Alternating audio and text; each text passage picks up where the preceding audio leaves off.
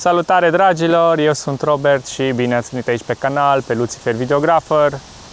Astăzi, alături de noi, sunt cei de la Carpuride, sponsorul acestui video. Și anume, este vorba despre aceste tablete moto. Ei au decis să îmi trimită și mie una pentru a-i face un review și pentru a o testa. În mână țin modelul W502, ceea ce înseamnă că este de 5 inch.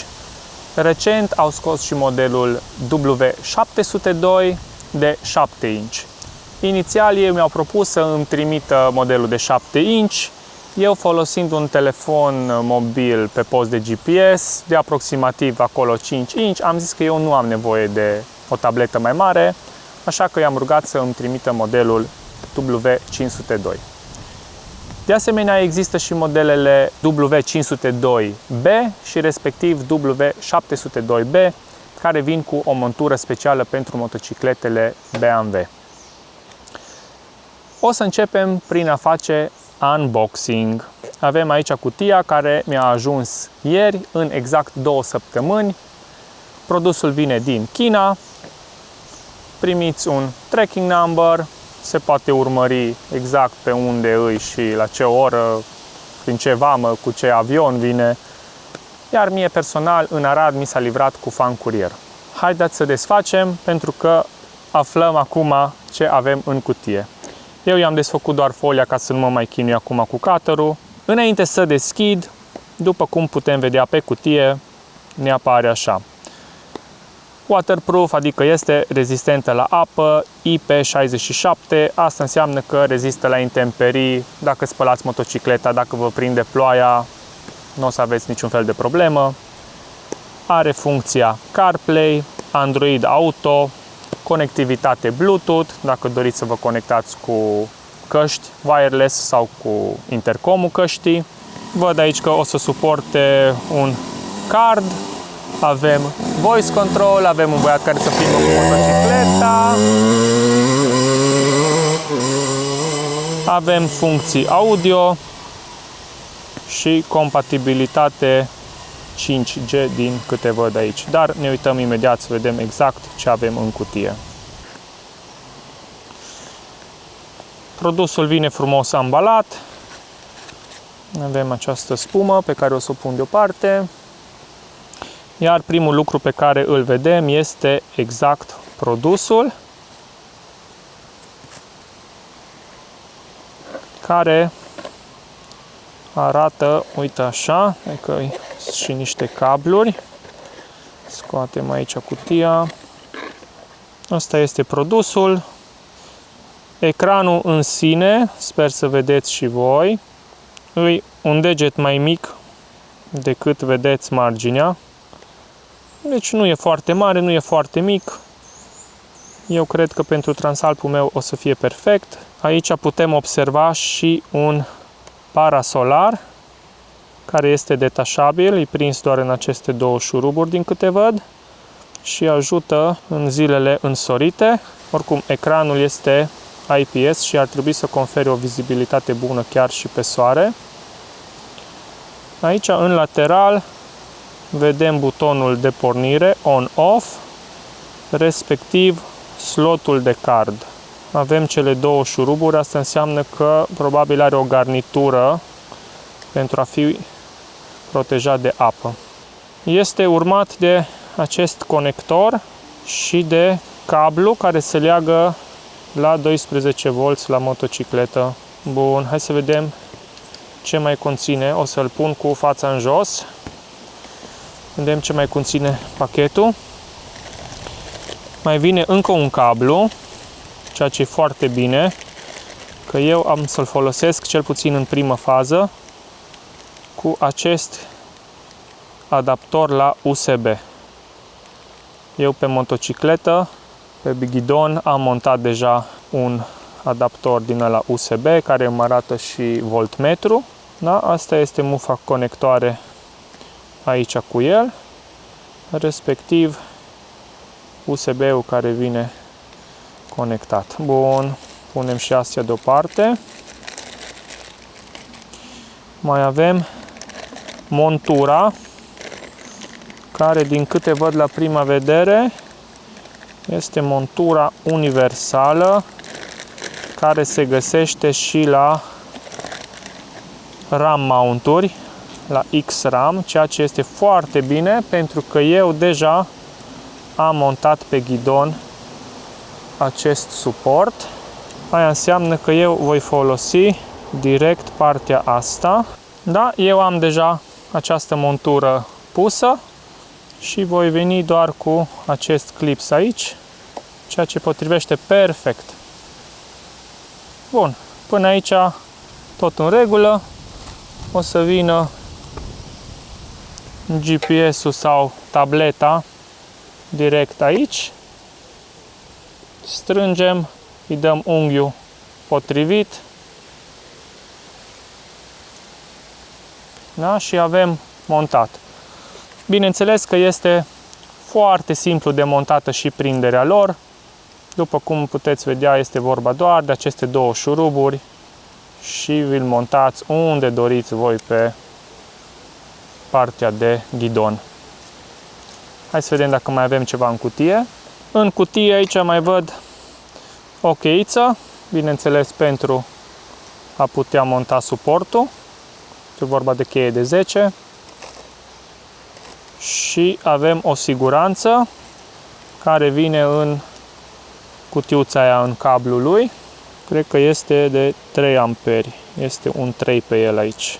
Bineînțeles că vine și cu un manual de instrucțiuni. Da? EPS, touchscreen de 5 inch, wireless, CarPlay, Android Auto, touchscreen for motorcycles, detachable, IP67 waterproof, dual Bluetooth, TF audio. Aici, pe foarte scurt, ne este descris tot ceea ce știe să facă acest dispozitiv. Este indicat să citim manualul. Probabil că o să facem și noi o pauză imediat și o să trecem puțin prin manual înainte să continuăm. Aici avem schema legării la baterie. Partea cu siguranța vine pe plus, iar partea cealaltă pe minus. Aici ne sunt explicate funcțiile butonului, SD cardul. Da, trebuie fiecare să treacă prin aceste instrucțiuni. Acum trecem la schimbarea cablului. V-am zis că eu vreau să-l folosesc pe ăla pe USB. Desfiletăm, scoatem ufa, luăm astea deoparte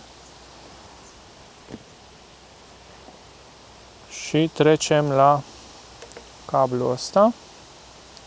Are 2 pini. Dacă ne uităm atent, se vede cum trebuie mufat, doar într-o singură parte se poate. Nu aveți cum băga greșit. Înfiletăm la loc. Am conectat CarPlay la priza de 12V la USB. Avem butonul de on-off. Îi dăm drumul. Ne apare frumos CarPlay. Aici avem suport, contact, da? Mail-ul.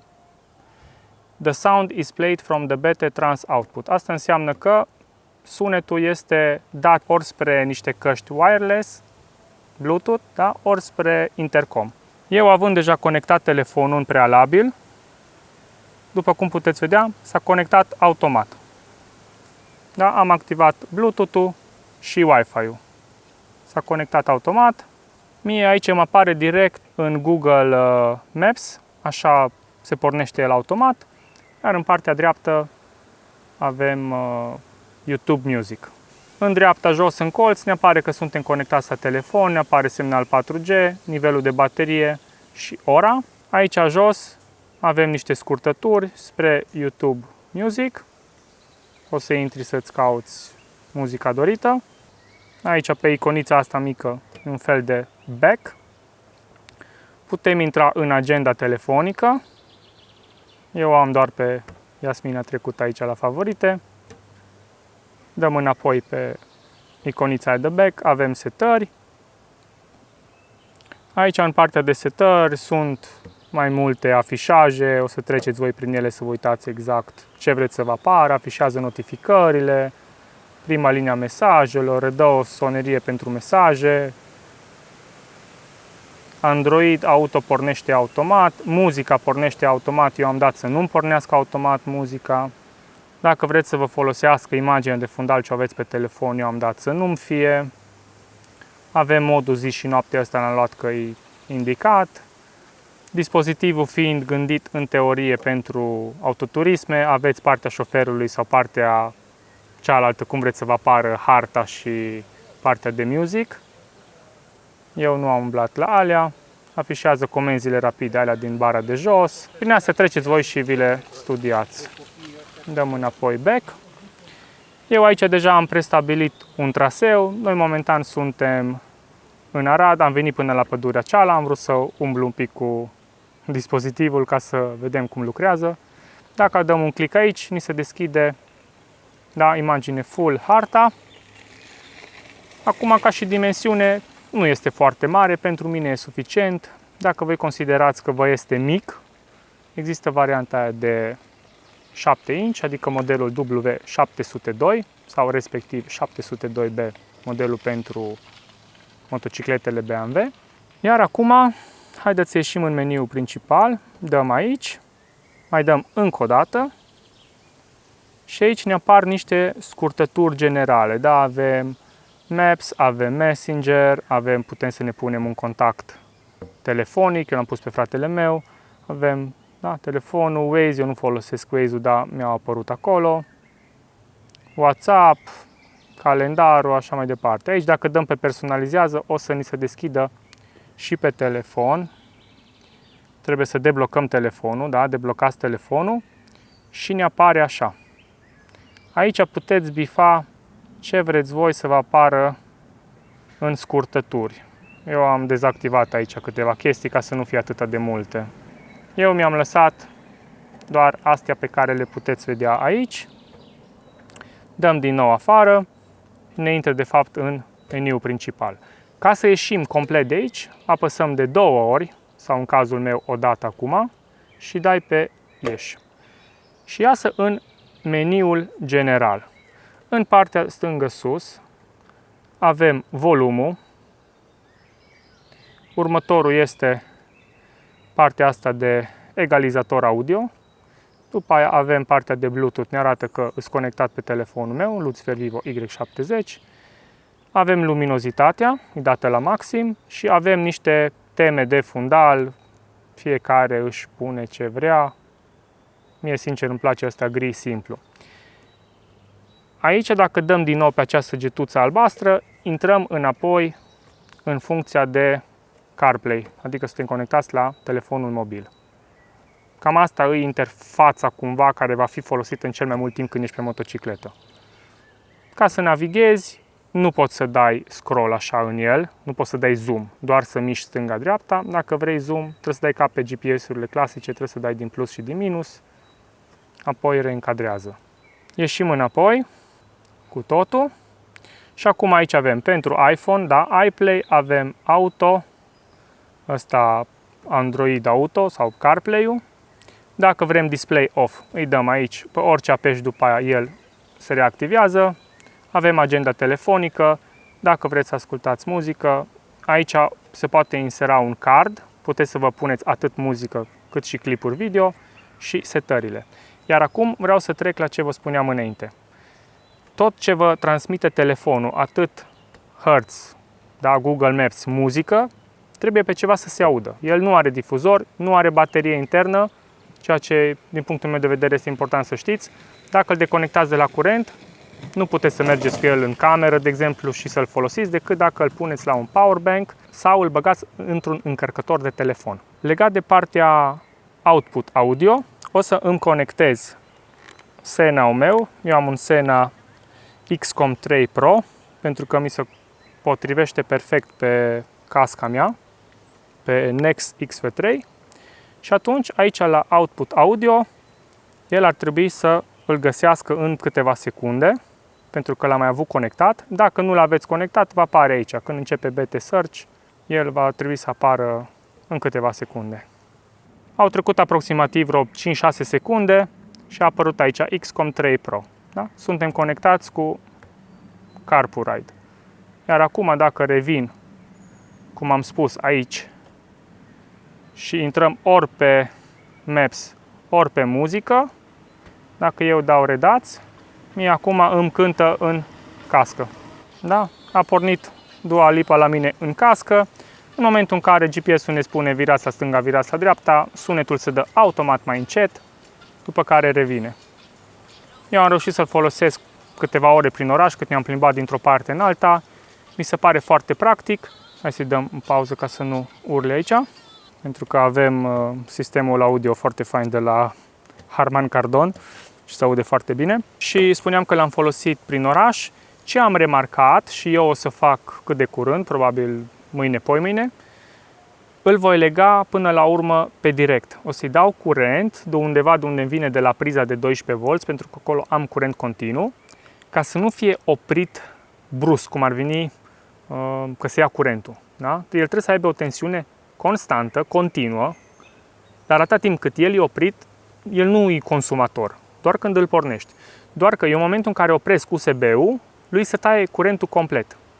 Din ce am văzut, dacă fac chestia asta, durează un pic mai mult conectivitatea înapoi, ca și cum parcă nu-i rămâne memorat. Durează câteva secunde mai mult, sau nu știu, poate atât am reușit eu să-mi dau seama, poate doar la mine, dar de preferat ar fi să legați la curentul continuu, de undeva de la o sursă de curent direct pe baterie, sau dacă aveți tras o priză care știți că aveți curent continuu și constant, fără să fie contactul pus, eu așa o să fac. Și atunci am văzut că în momentul în care pornesc CarPlay-ul, îmi dau drumul la Wi-Fi și la Bluetooth pe telefon, îmi pornesc intercomul și undeva 7, 10, 15 secunde maxim mi se conectează și e totul perfect în regulă. Voi, dacă aveți spațiu mai mare aici în bord sau poate vi-l montați în partea asta, aveți altfel de prinderi, puteți să vă luați modelul ăla mai mare, de 7 inch, modelul W702 sau respectiv 702B. Ăsta este modelul 502 clasicul, adică W502, nu W502B, care vine cu montura pentru BMW. Ce o să facem acum? O să dăm o tură cu motorul ca să vă arăt cum arată în mers și înainte de aia vreau să vă zic că să intrați în descriere, am un link de afiliere cu cei de la CarPlay. Dacă dați click prin linkul meu, o să vedeți că va apare automat să vă băgați e-mailul și un cupon, un cod de reducere. Codul de reducere este LUCI50 și veți avea $50 reducere dacă achiziționați un CarPlay, indiferent de care, chiar și pentru mașină, indiferent, doar să intrați prin linkul meu.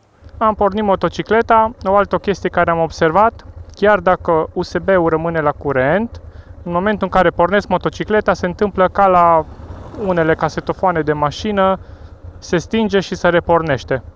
Am văzut că acum conectarea a fost foarte rapidă, deci în 3, 4, 5 secunde mi-a fost conectat înapoi atât intercomul cât și telefonul. Dar zic, probabil pentru că el a fost la curent. Eu oricum v-am zis că o să-l leg pe direct. Și să mergem să vedem cum apare și pe motor. Ce trebuie să țineți cont este faptul că în momentul în care telefonul este conectat cu CarPlay, și încă o chestie, uite că tot timpul se repornește la un volum foarte mare, trebuie dat din intercom mai încet. Spuneam că în momentul în care aveți telefonul conectat la CarPlay, bineînțeles că aveți un consumator în plus, deci să țineți cont de faptul că va trebui ori să-l băgați la un powerpack, ori să-l băgați la o sursă de curent, dacă călătoriți multe ore pe zi. Dacă aveți nevoie, nu știu, o oră, două, probabil nu se întâmplă nimic, dar dacă aveți de făcut un traseu de 6, 7, 8 ore, cu siguranță va trebui băgat și telefonul la încărcat. Mi-am luat mănușile astea de motor de vară, special să vă arăt că funcționează și cu mănuși, dar într-adevăr nu e atât de sensibil ca și cu degetul gol, dar în caz de aveți de dat 2-3 clicuri se poate. Eu apăs acum pe ecran și s-a făcut ecranul mare. Dacă am de umblat aici în colț, de exemplu la meniu, da, apare, se schimbă, deci se poate folosi. Și bineînțeles că dacă nu vă puneți telefonul pe bord, pe un suport, nu riscați să vă stricați stabilizarea și alte nebunii pe la telefon. Deci clar recomand un asemenea sistem în locul telefonului. Mi se pare o jucărie chiar interesantă. Pe noi chiar pot să spun că ne-a salvat cumva situația, că cei de la CarPuride ne-au contactat chiar acum, când mai avem mai puțin de o lună până plecăm spre Norvegia și pot să mă înlocuiesc telefonul meu clasic, am avut un telefon mai vechi, și să folosesc această navigare. Chiar e foarte, foarte tare faza. O să vă rog să mă urmăriți în continuare, pentru că o să vin cu feedback-uri constante pe cum o să-l folosim mai mult.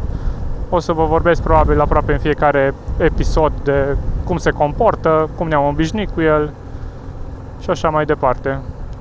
Așa că vă mulțumesc frumos că m-ați urmărit și de această dată.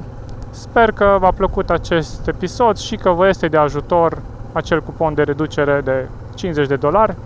Dacă îl comandați prin linkul aflat în descriere, puteți să comandați orice model, nu trebuie să fie ăsta W502, poate să fie orice model din gama lor.